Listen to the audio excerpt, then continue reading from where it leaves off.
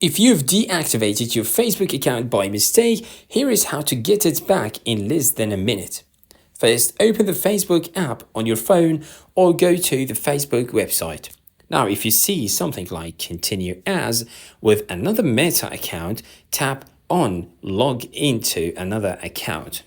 After that, enter the email, phone number or username connected to deactivated Facebook account. Then type your password. And if your password is already saved in the Passwords app on your iPhone, this is if you're using an iPhone, just tap Use Selected Password. Confirm with Face ID and wait a few seconds. That's it. Logging back in automatically reactivates your Facebook account.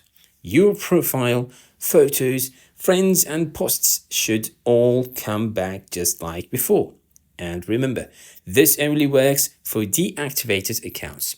If the account was permanently deleted, it usually can't be recovered after the deletion period ends.